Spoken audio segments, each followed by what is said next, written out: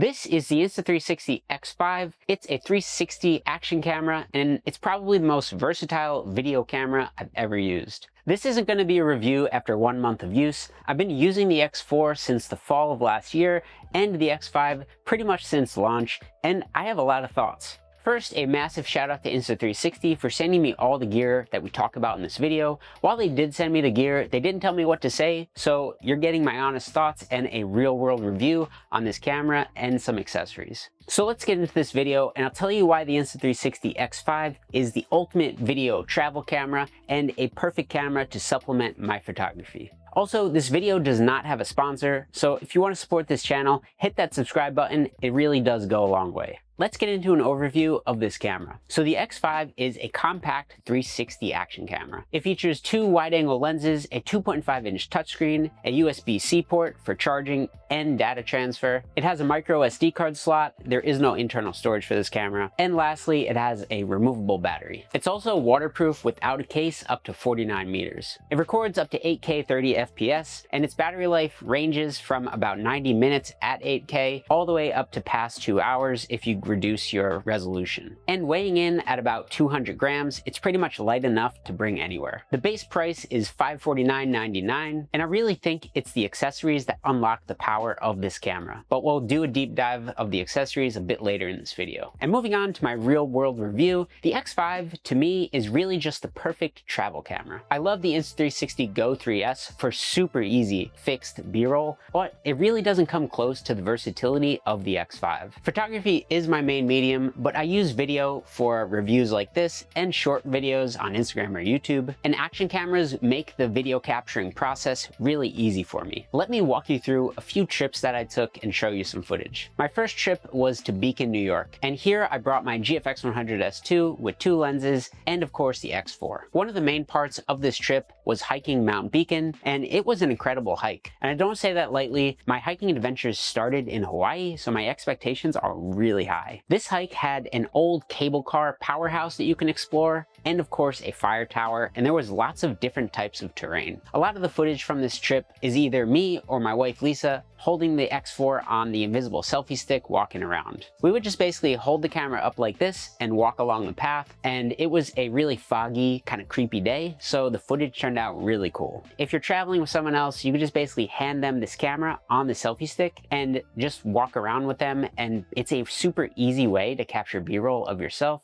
taking pictures, and you don't really even need to frame the shot much. You just basically hold it up, walk around, and you could cut everything in post. And you could pretty much convert any scene to portrait or landscape. We hiked around for a while, and once we got to the fire tower, I really loved editing these clips. I utilized a lot of the ultra wide effects, which looked really cool as we were climbing up the stairs. Also, one note, I did have a pan head in between the selfie stick and the camera, and that's why you're seeing the actual selfie stick. If you just skip the pan head and attach the camera right to the selfie stick, you're not going to have that problem. Just wanted to point that out. Next up, Cape Cod. This was a beach trip where I brought the GFX 100 RF and the X4, an absolutely incredible combo. While I did focus on taking a bunch of pictures, I also focused on taking a lot of cool angles with this camera. I used the extended selfie stick for overhead shots and a lot of sweeping motions, and I even dipped the X4 in the water by accident though. This is just a perfect example of how rugged this camera is.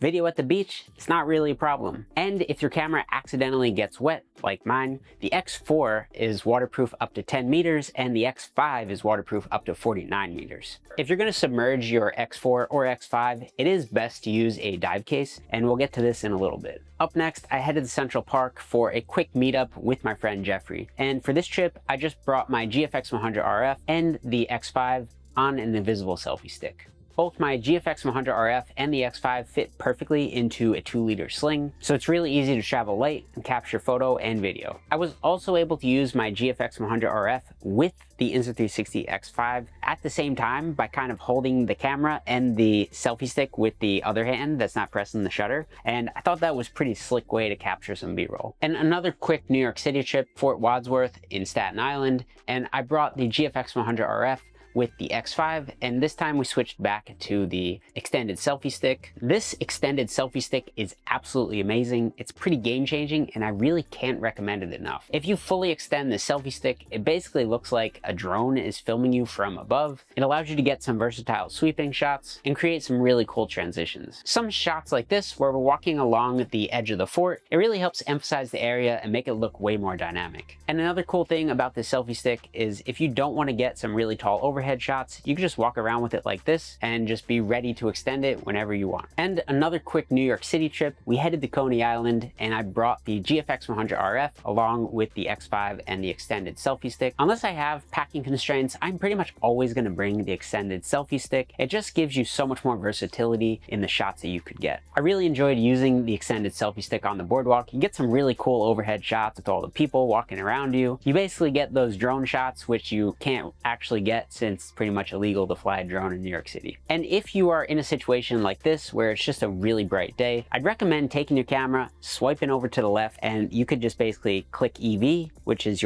basically your exposure. And I would recommend turning it down a little bit. Just like any other camera, you want to prioritize for the highlights. And I find that on really bright days, you want to make sure you compensate your EV so that your highlights aren't completely blown out. So before the X5 came out, I went to Summit 1 and I brought the X4 with my GFX 100 RF and a wide lens. This camera was awesome to use when we went upstairs on the observation deck. I specifically wanted to use this camera when we hit the rooftop deck, so I wanted to do some long exposure and I thought it'd be cool to capture some behind the scenes footage. So I set my GFX up on a tripod and hit record on a long exposure, and once I did that, I took out my X4 and recorded some B-roll. And here I wanted to emphasize where I was and do a really cool wide angle effect to show all the buildings around us. I think this effect is really cool. It can be cheesy, but in situations like this, you want to use it to emphasize things, and I thought it was really cool to kind of see like the buildings surround the frame. And lastly, we have random New York City footage. Sometimes I just need some miscellaneous video, walking around New York City, Midtown, etc. And this camera just makes it super easy to capture. You can easily just hit record and walk around getting some subway footage. I even brought this camera to an early morning vet appointment, and when it's super early dropping my dog off, I don't really want to bring a camera, let alone a GFX. This camera is a bit more rugged and I can just record things without heavily worrying about the frame and get some cool angles to tell a story later. I even brought this camera to the B&H Build conference, and honestly I just put it on the selfie stick and walked around filming some footage. It really is super easy to capture video footage with this camera, and you never know when you're going to need to throw it in a video later. Aside from traveling, I use this camera all the time in the studio. So anytime I'm doing a photo shoot, I basically find a spare tripod lying around, pop the camera on top, set it to time lapse, and just hit record. I just basically set it and forget it.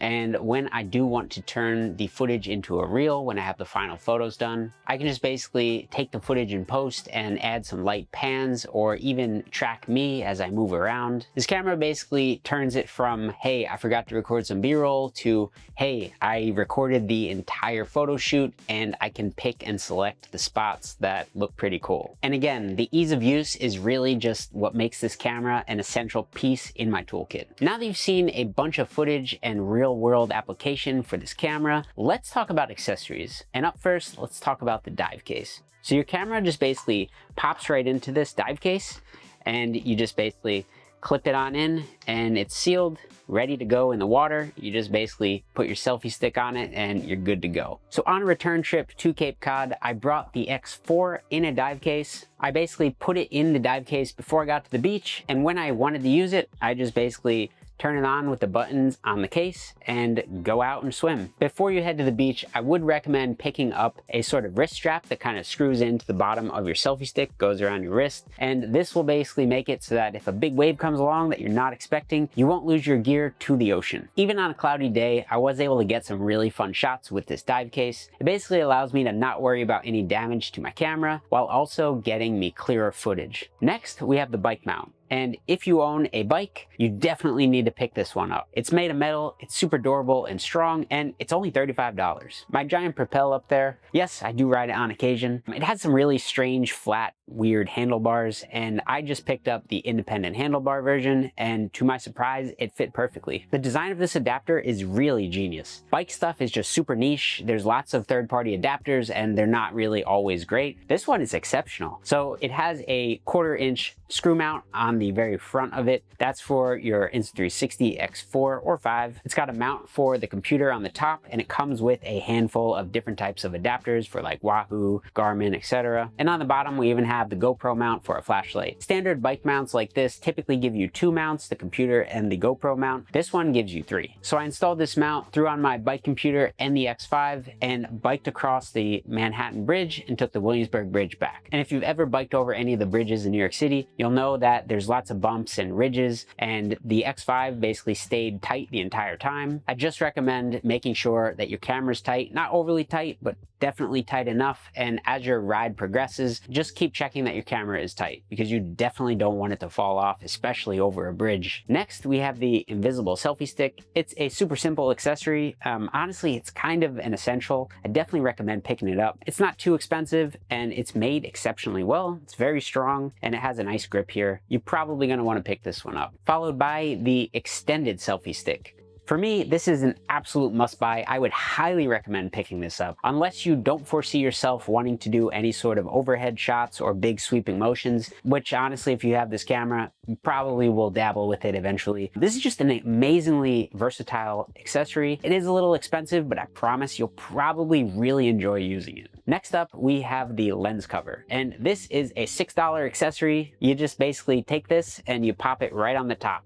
It slides right over the top, and now your lenses are protected. So if you drop this camera, you should probably be pretty safe and not have any damage to your lenses. And it just makes it super easy to take your camera like this and just throw it in the bag. You don't have to put it in a zip case or anything like that. With my X4 and X5, I use this all the time. When my camera is not in use, this is on. When it is in use, obviously I just take it off and record. When I'm done recording, pop it right back on and either just hold it on the selfie stick till I'm ready to record next, or throw it in my bag. I'd highly recommend picking this up. And lastly, let's talk about some essentials. First up, we have an extra battery, or 2 or 3. If you're using this camera really minimally, maybe recording like an hour worth of footage, you could probably skip the extra battery. But if you're gonna go on a really long media weekend or shoot all day and you need footage of an entire day, you're definitely gonna wanna pick up a few extra batteries. It's super easy to just take the battery out, throw in a fresh one, and keep moving with your footage. And that brings us to the next accessory, extra SD cards. So if you're obviously needing to swap out batteries, you're most likely going to fill up your SD cards. I definitely recommend having an extra SD card lying around just in case you want to keep the footage on the card while you edit or something like that as a backup. These are just super inexpensive at this point, so it doesn't hurt to really have an extra one. And the last thing I would deem fully essential is a screen protector. Just like all cameras, you should honestly throw on a screen protector just in case. This is the official Insta360 one. I've used third parties like on my X4. It doesn't really hinder the touch screen, and you know, you just want to keep it protected. So if you're using the rubber lens protector, you definitely want to have a screen protector on, because this is basically good to go as it is. You don't need an extra case for this, at least in my opinion. Get a screen protector, it's a responsible thing to do. You can edit your videos on either your desktop or your phone, and honestly, both apps work exceptional. Let's jump into a screen share and I'll show you a few things. So this is the Insta360 desktop app for Mac. It's a pretty easy to use app, especially if you're familiar with, you know, editing video like on a timeline with keyframes. I would definitely recommend using this app if you're gonna do decently complex movements with your 360 files. There is a Premiere plugin that does work really well, and a lot of times I just end up using that. But if I want to do like more fancier complex movements, I usually do it in this app. I'm just going to walk you through a few of these. If you want to see a more in-depth video on this, let me know in the comments. Just a few points. You can just basically click and drag. You can click and drag as your video plays. It gives you a lot of flexibility.